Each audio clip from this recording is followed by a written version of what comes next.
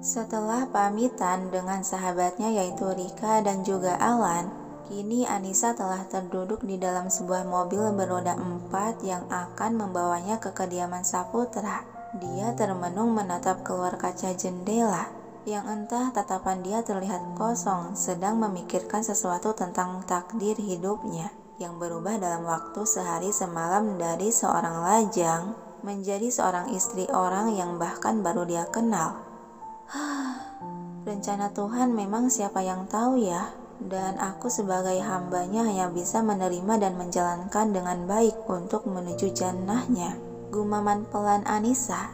Dan tidak butuh waktu lama dia sudah sampai di kediaman Saputra yang saat ini dia tengah berjalan memasuki rumah sembari menyeret koper. Nona muda Anissa, panggil seseorang dari arah belakang menghentikan pergerakan gadis tersebut di lorong panjang itu. Anissa menoleh. Iya, ada apa Bian?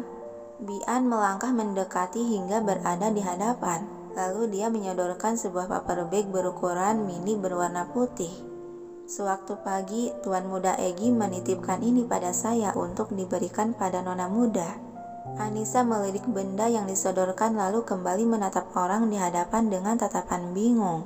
Dia menitipkan ini untuk saya. Yang dibalas anggukan kepala oleh Bian. Silahkan Nona muda. Oh iya. Walau ragu, Anissa akhirnya bergerak menerima paper bag tersebut.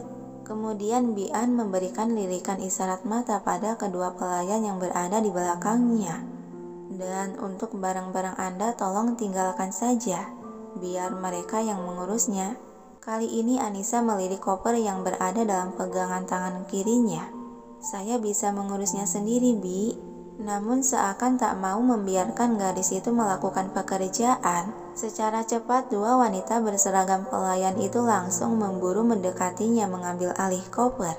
Serahkan saja pada kami, Nona muda, ucap salah satu pelayan yang mengambil alih koper. Oh, iya.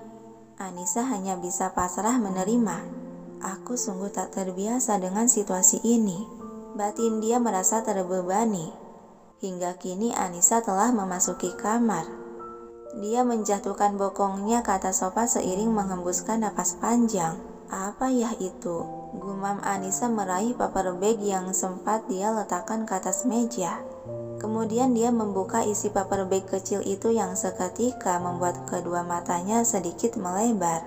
Ponsel, celetuk Anissa membuka kotak berukuran segi panjang yang ada dalam pegangan. Yang benar saja sebuah ponsel mewah keluaran terbaru ada di dalam kotak tersebut. Apa si bocah merasa bersalah karena sudah menghancurkan ponselku, jadinya membelikan yang baru? Tapi ini kan ponsel yang sangat mahal. Bahkan setahun mengumpulkan uang jajan pun aku tak akan mampu untuk membelinya. Ocehan Anissa sembari menyalakan layar ponsel yang sepertinya sudah terdaftar dan tinggal memakainya saja. Dia menyimpan nomornya juga. Ada senyuman di bibir Anissa melihat isi kontak yang hanya ada 2 nomor di dalamnya, yaitu nomor Egi dan Pak Reno. Seketika dalam pikiran Anissa terlintas soal nasib bekal yang dibuatkan untuk si Egi. Kira-kira bekalnya dimakan tidak ya sama tuh anak? Juga dia pulang sekolah jam berapa ya? Aku coba chat dia sekalian berterima kasih juga untuk ponsel barunya. Anissa mulai mengetikkan pesan.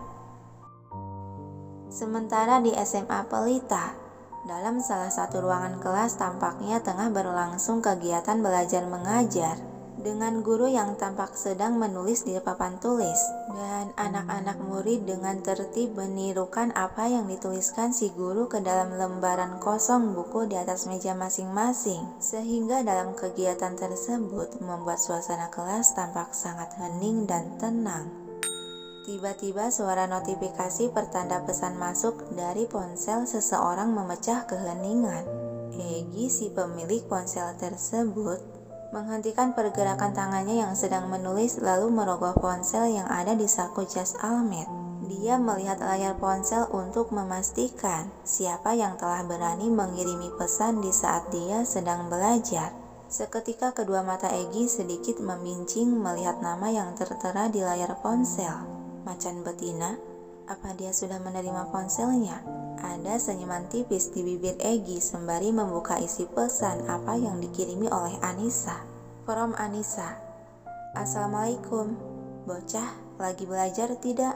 Alis Egy terangkat sebelah melihat isi pesan tersebut. Sudah jelas tahu kalau jam segini aku masih belajar, pakai tanya. Meskipun perasaan ingin membalas pesan itu, namun karena harga diri Egy yang terlalu tinggi, memilih mengabaikan pesan tersebut dan hendak menaruh kembali ponselnya ke dalam jas almet. Namun ponsel itu kembali berbunyi sehingga mengurungkan niatan dia dan membuka lagi isi pesan yang dikirimi Anissa. Hei bocah, kalau orang nanya itu dijawab, malah diri doang. Baiklah, sepertinya kau males banget membalas pesan yang tak guna sepertiku ya. Tapi aku hanya ingin mengucapkan terima kasih atas kesadaranmu yang mau bertanggung jawab menggantikan ponselku. Ya, walaupun ponsel mahal ini terlalu berlebihan sih buat aku. Oh ya, bekal yang aku buatkan tidak kau buang kan? Kembali senyuman berkedut di sudut bibir Egy. Dia tahu cara berterima kasih juga. Dia menanyakan bekal itu. Apa yang harus aku jawab? Sejenak Egy termenung menatap layar ponsel dalam diam, sehingga mengingatkan kembali saat dirinya tadi siang menikmati isi bekal yang dibuatkan oleh sang istri. Saat memakan bekal itu, Egy malahan sempat berebut lagi dengan si Ray karena memang tidak salah yang dikatakan oleh sahabatnya kalau masakan Anissa benar-benar luar biasa enak dan sangat cocok di lidah sampai-sampai rasa itu masih melekat di lidah dia. Hembusan napas pelan Egy yang bingung harus menjawab apa. Kalau aku bilang dibuang, mungkin dia akan berhenti membuatkannya lagi. Tapi kalau sebaliknya, dia pasti besar kepala kan? Kebingungan Egy seiring jemari dia mulai mengetikkan pesan di layar. Temanku menghabiskannya. Kalimat tersebut yang dia ketik dalam pesan, lalu mengirimkan ke Anissa. Dan tidak lama kemudian ponsel dia berbunyi lagi. From Anissa. Kenapa kau memberikan ke temanmu? Aku buatkan itu bekal untukmu bocah. From Egy. Amal. From Anissa. Amal sih amal, tapi jika kau tidak memakannya sama sekali dan malah dihabiskan oleh temanmu, itu sih bukan amal. Sudahlah, jika begitu aku tidak mau membuatkan bekal lagi untukmu. Membaca pesan tersebut, Egy sedikit gusar tidak dibuatkan lagi bekal. Segera dia mengetik untuk membalas pesan. Temanku memesan lagi, dia sangat menikmati masakanmu. Sementara Raihan yang berada di samping kursi merasa terusik akan bunyi ponsel, dia melirik lelaki di sebelahnya itu yang tengah menatap layar ponsel. Lalu melirik ke arah sebelah lain. Alamak, kaget Raihan yang ternyata Bu Rina telah berdiri di samping meja mereka, sedang menatap tajam ke lelaki yang asik memainkan ponsel. Gi, bisik Raihan dengan tatapan gelisah. Namun Egy malah mengabaikan, tidak menoleh dan tetap fokus pada layar ponsel. Dia hanya bergumam menanggapinya. Raihan menyenggol lengan Egy. Egy. Dan Egy tetap saja fokus pada layar ponsel menunggu balasan pesan dari Anissa sembari bergumam lagi. Kembali Raihan menyenggol lengan Egy dengan cukup keras. Gi, bisik dia di dekat telinga. Membuat lelaki itu menghela napas jengah dan refleks berteriak. Apa Yang seketika semua anak murid yang ada di dalam kelas menatap tertuju ke arah meja mereka. Deheman Bu Rina yang akhirnya mengalihkan perhatian Egy dari ponsel. Egy menoleh pada wanita berseragam guru itu. Egy, sedang apa kau dari tadi tak tiktuk mengetik dan tang ting tung bunyi notifikasi yang nyaring? Tanya Bu Rina dengan gigi mengkerat geram. Namun muridnya itu malah memberi tatapan dingin dan menjawab seadanya. Berkirim pesan. Hembusan napas panjang Bu Rina menahan amarahnya. Kau tahu ini sedang di mana? Di kelas. Jawaban singkat Egy membuat kedua tangan bu guru itu terkepal semakin geram. Sedang berlangsung apa di kelas ini? Belajar. Jawab Egy lagi singkat, padat dan jelas. Kau tahu jika sedang berlangsung pembelajaran, dilarang pegang handphone apalagi berkirim pesan. Wanita berseragam guru tersebut sudah mulai diambang kesabaran menatap kesal. Tahu? Dan jika melanggar akan diapa, ha? Tanya Burina seiring berkacak pinggang dengan kedua mata melotot. Dihukum? Jawab Egy singkat dengan wajah datar seakan tak ada beban. Amarah yang sudah membeludak membuat guru itu menggebrak meja secara kasar.